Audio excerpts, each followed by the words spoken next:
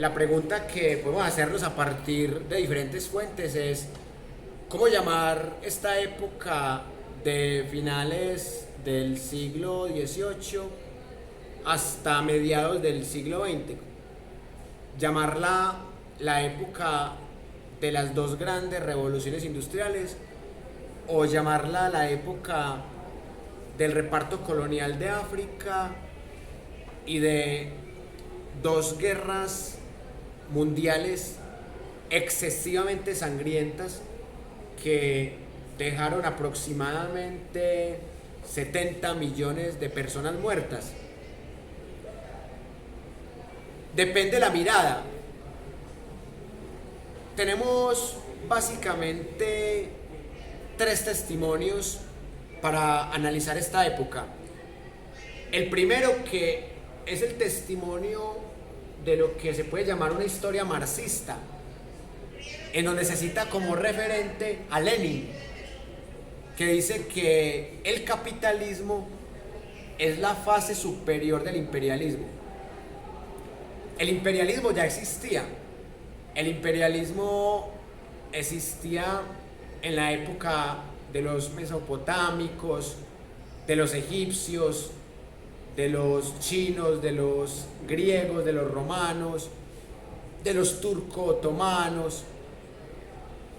Pero la tesis de Lenin es decir que el capitalismo, que nace prácticamente en la Edad Media con la construcción de ciudades, de comercio, luego con los mercantilistas del siglo XVI, después con los fisiócratas del siglo XVIII, y que se nutre de la Revolución Francesa y de la primera revolución industrial, nace una nueva clase dominante. Eso es lo que dice Lenin y lo que dice en general el marxismo. Y esa clase dominante tiene un control de los 5 grandes medios de producción, que son tierra, capital, trabajo, tecnología y conocimiento. El socialismo nace como una respuesta a ese nuevo imperialismo que es el capitalismo burgués y liberal. Nace porque hay obreros y campesinos, esclavos, que trabajan entre 14 y 18 horas diarias.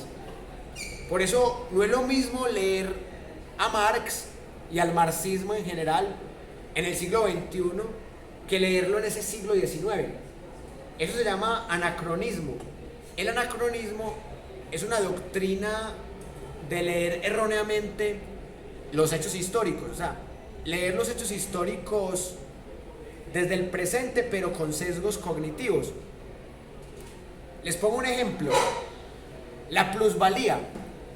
La plusvalía es un concepto muy importante de la teoría de Marx, del capital, que se basa en reconocer que gracias a la explotación laboral el patrón se enriquece de cuenta del tiempo extra que trabaja su empleado.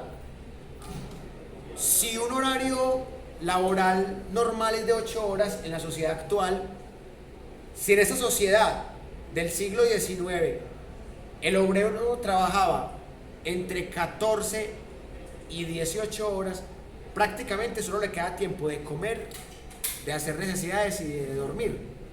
O sea que prácticamente, si usted trabaja 14 horas, supongamos que usted trabaja de 6 de la mañana a 8 de la noche. O sea, a usted le queda tiempo de ¿qué? De comer y de acostarse a dormir para luego levantarse otra vez a las 5 para trabajar a las 6.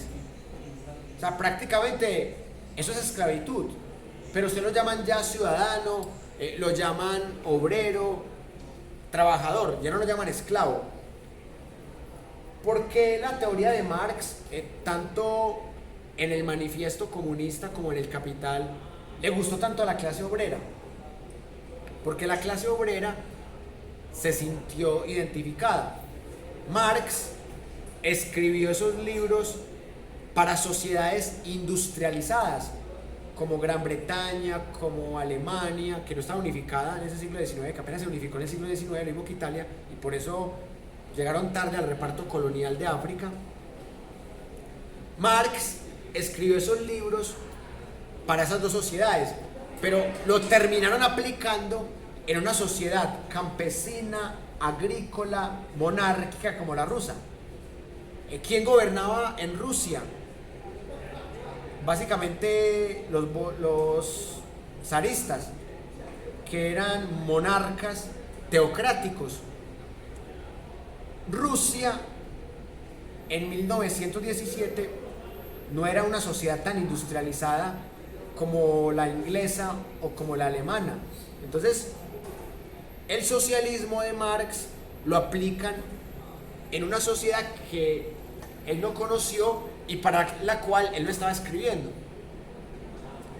Pero sí había unas jerarquías que eran como feudales. Así que el socialismo se termina volviendo también una dictadura. Y es una aparente dictadura del proletariado, pero que también tiene unas castas. Con lo que se logra un socialismo, pero no un comunismo. Porque en teoría el socialismo es el camino para llegar al comunismo. El comunismo es una sociedad sin castas, sin jerarquías, sin clases sociales, sin ricos ni pobres, sino que todos como una especie de clase media. Paradójicamente, el socialismo soviético, el socialismo chino, el socialismo cubano y el socialismo nicaragüense terminan creando nuevas castas, o sea que termina siendo un socialismo que no llega al comunismo. Y eso hace que el capitalismo triunfe. Pero el capitalismo tiene una dinámica muy interesante para analizar, que el capitalismo suele ser no tan tiránico con los connacionales. Es decir, Estados Unidos, que es el ejemplo perfecto de capitalismo internacional, Estados Unidos con su ciudadanía no es totalmente dictatorial. El ciudadano estadounidense tiene unos derechos, tiene unos deberes, y la base de poder de Estados Unidos no es tanto perseguir a los que piensan distinto en su país, sino que la base de Estados Unidos es perseguir y dominar a los que están por fuera de su país. Y así es como Estados Unidos desde el siglo XIX ha hecho más de 60 invasiones. Entonces, hay una estrategia goebbeliana, que recordemos que Goebbels era el JJ Rendón de Adolfo Hitler. La estrategia goebbeliana es crear un enemigo único.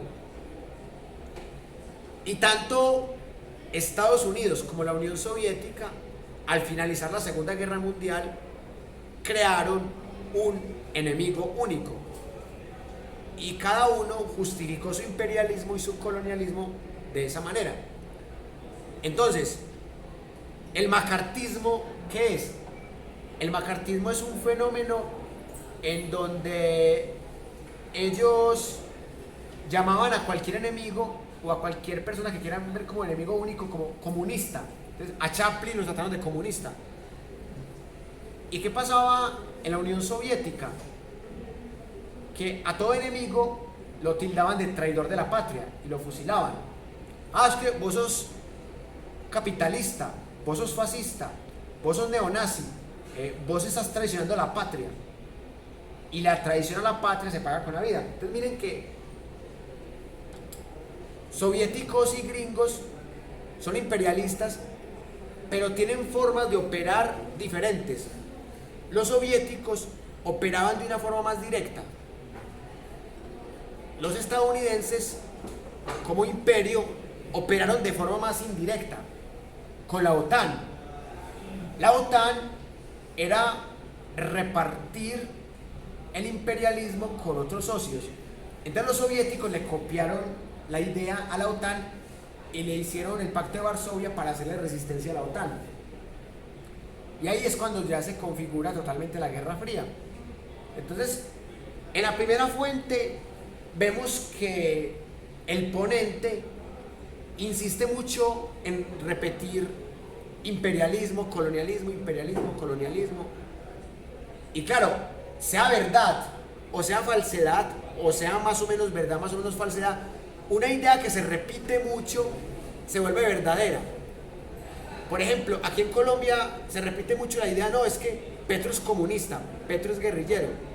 Y también por el otro lado, se repite mucho la idea, Uribe es paramilitar, Uribe es narcotraficante del cartel de Medellín.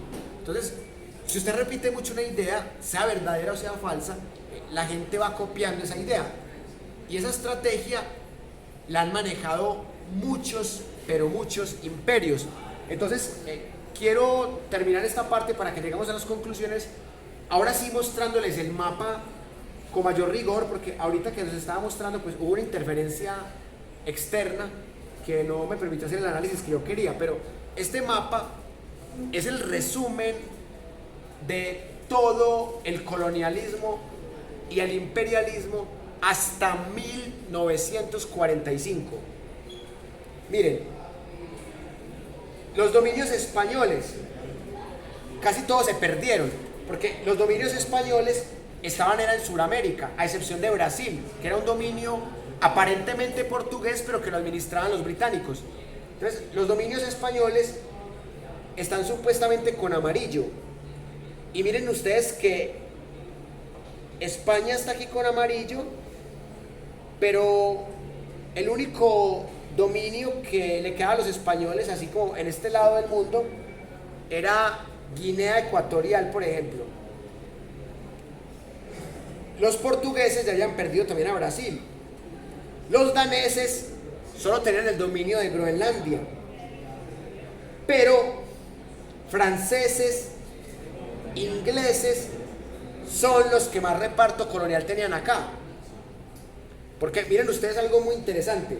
Miren que lo que está con este color gris le pertenecía a los franceses en este 1945. Túnez, Argelia, África Occidental Francesa, Costa de Oro, África Ecuatorial Francesa, Madagascar.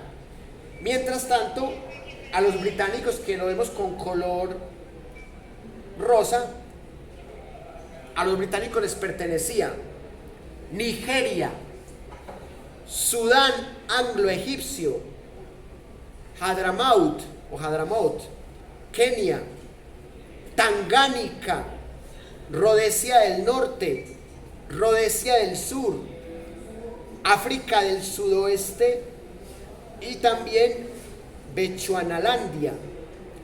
Y obviamente Canadá todavía le pertenecía a los británicos. Por eso aquí Canadá está con el color de los ingleses, de los británicos.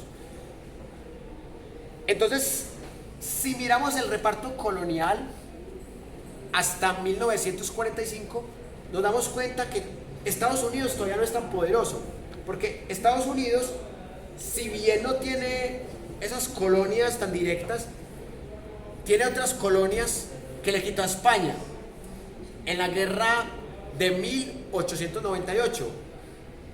Cuba, Guam, Filipinas y Puerto Rico le pertenecían a España, y a través de la guerra Estados Unidos se las ganó, y Estados Unidos ya le había quitado la mitad del territorio a México. Miren que en este mapa se ve más grande Estados Unidos que México. Si este mapa fuera de 1847 para abajo,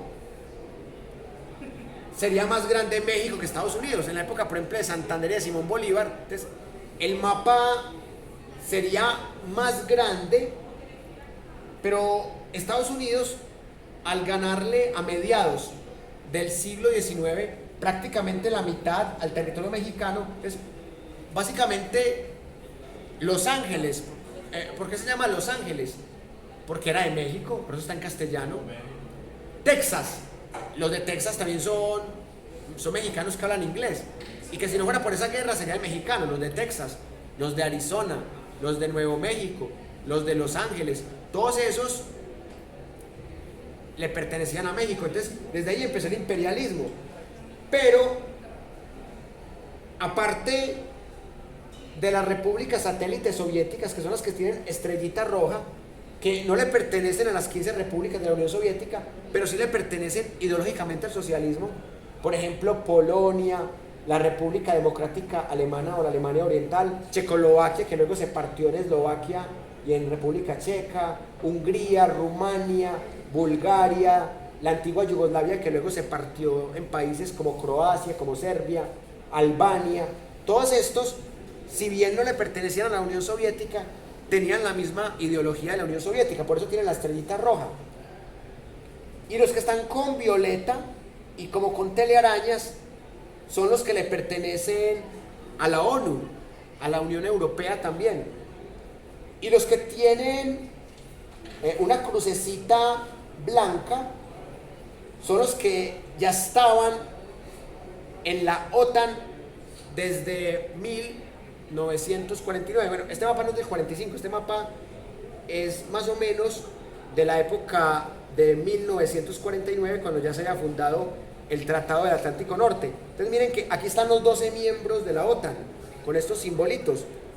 Por ejemplo, está Dinamarca, está Islandia, está, por ejemplo, Francia, Reino Unido, Estados Unidos, Canadá, está Noruega, o sea, que son los miembros fundadores de la OTAN, los que están desde 1949. Acá todavía no existía el Pacto de Varsovia, porque el Pacto de Varsovia se funda para oponerse a la OTAN. ¿Qué demuestra este mapa? Que después de la Segunda Guerra Mundial, Estados Unidos le empieza a quitar territorio a la Unión Soviética. ¿Y cómo se lo quita? Logrando que países que eran socialistas se vayan convirtiendo al supuesto capitalismo de la OTAN. Entonces, con el paso del tiempo, por ejemplo, Alemania y Turquía no eran miembros fundadores de la OTAN, pero se van uniendo. Polonia era una república satélite de la Unión Soviética, entonces Polonia se termina uniendo a la OTAN. La antigua Yugoslavia en los 90 se parte, y esa partición de Yugoslavia le da más poder a Estados Unidos para que países vecinos a Yugoslavia se vayan uniendo a la OTAN. Entonces es muy curioso porque en la OTAN están, por ejemplo, países que uno nunca pensó que iban a estar ahí.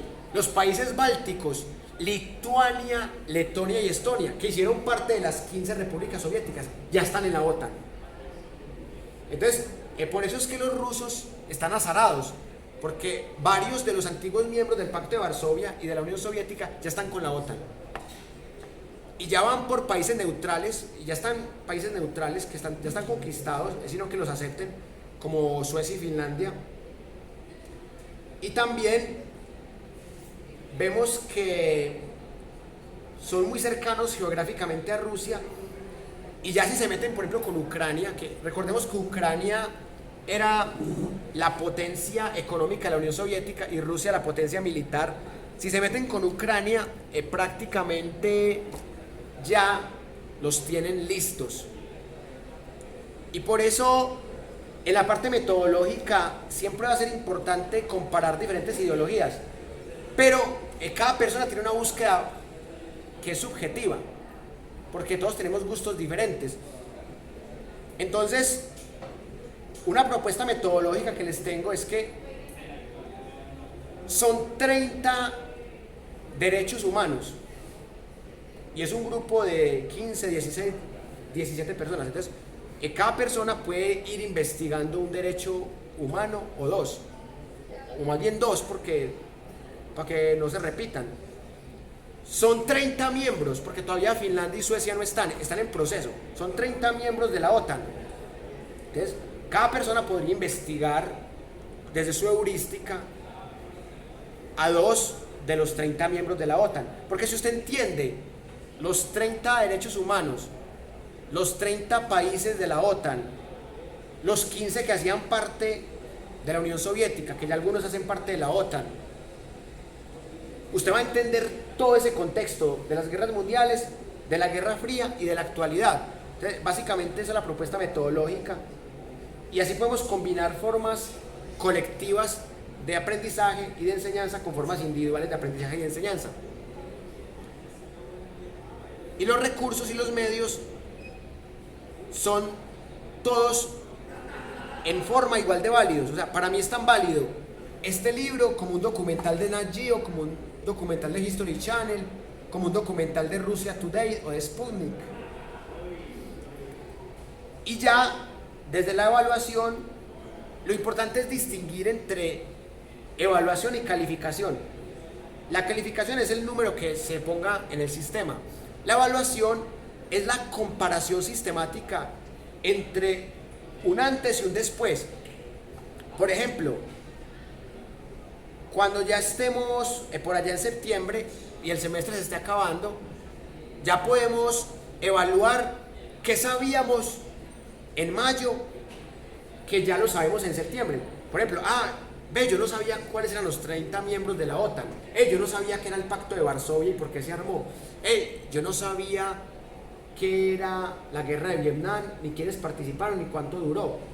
Yo no sabía por qué estos 15 se separaron, o estos 14 se separaron de Rusia y acabaron con la Unión Soviética.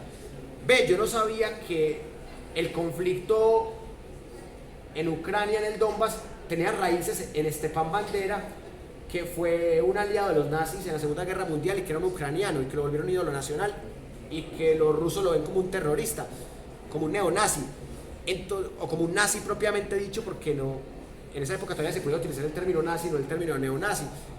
Entonces esa es la evaluación, es la comparación entre un antes y un después. Entonces básicamente quiero concluir la sesión de hoy diciendo que todo programa de pensar la historia debe tener una coherencia entre unos objetivos, unos problemas, unos contenidos, unas metodologías, unas formas, unos medios, unos recursos y unas evaluaciones.